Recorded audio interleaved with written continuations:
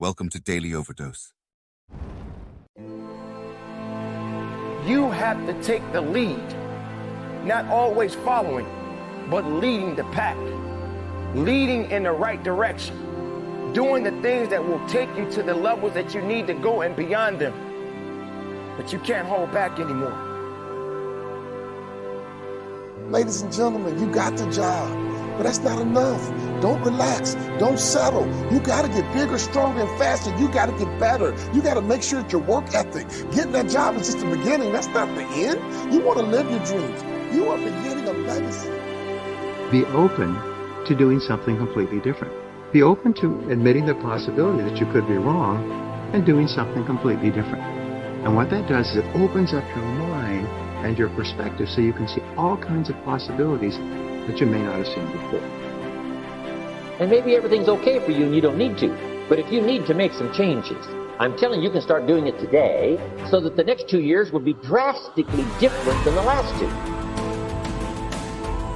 When you're standing on the cliff of life, you see people soaring by, you see people soaring, going to exotic places, you hear about them doing wonderful things. Maybe you look up the street and your neighbor just gets a car every year, every 2 years, your eyes are doing it. Have you ever thought, maybe this person right here has identified their gift and is living in their gift?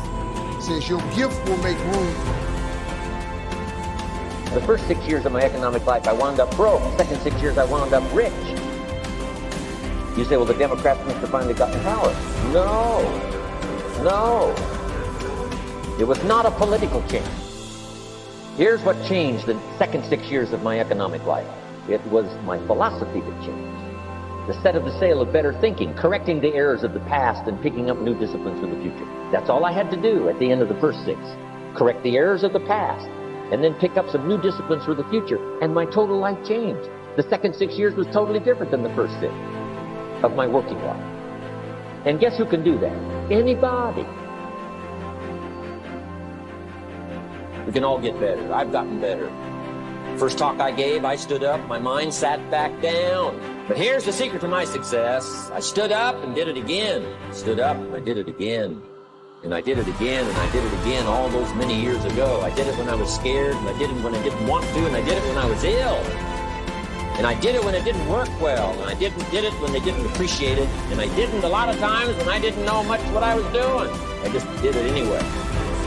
I got better day by day, week by week, month by month, and I'm asking you to do the same thing until you can develop a long arm and a long reach. When everybody's telling you you should rest, you should be working. Because if you're resting, you're taking away your best of yourself. Now, I'm not telling you to commit suicide and bury yourself in your work. There is always going to be a time and place for everything. But what is everything? What is everything to you? And how far are you going to give yourself for? How much more are you willing to give it yourself?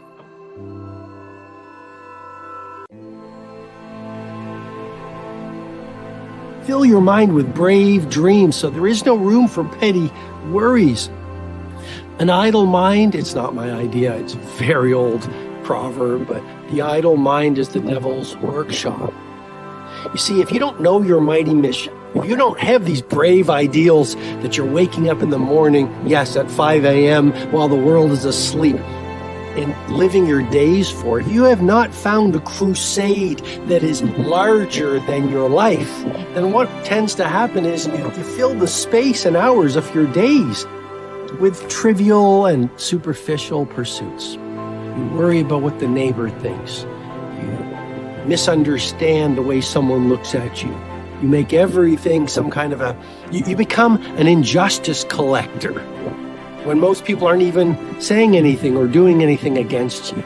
But that's what happens when you have a mind, a heart, a spirit that doesn't know a cause that's larger than yourself. And that's why a sense of meaning, whether you are a lawn cutter, a pizza maker, a coder, a manager, a leader of a nation, you've got to fill your mind and your heart with noble pursuits that speak to the angels of your higher powers.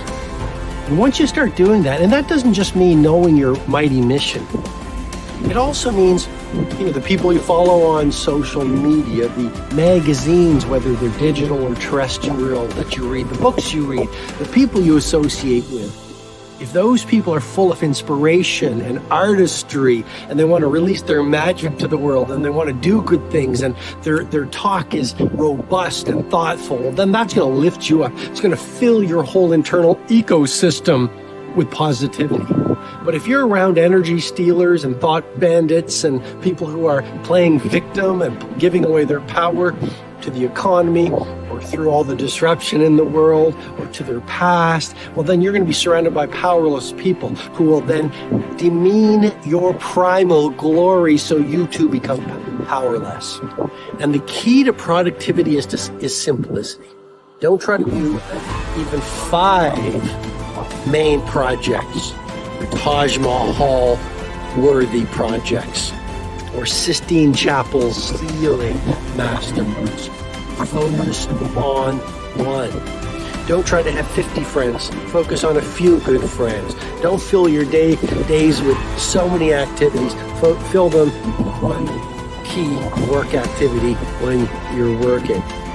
It's so easy to give away your genius to digital distractions, to be checking your messages.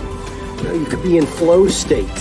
That's a term coined by Mihai Csikszentmihalyi when he was at the University of Chicago, to speak to that state of transient hypofrontality. We go very, very deep into the neuroscience of mastery and how the superstars achieve exponential productivity and how you dominate your domain in a world of turbulence and uncertainty in my mentoring in the Circle of Legends monthly digital coaching program. And if you're interested, all the information is below. But for now, I just want to remind you, you are at war.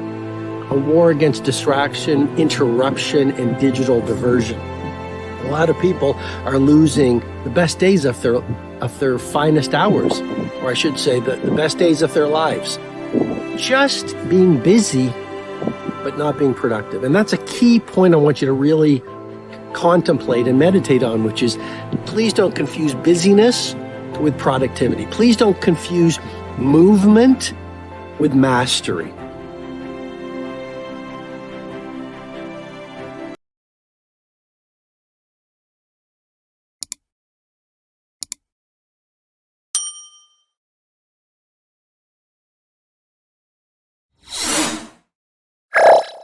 Thank you for watching our videos.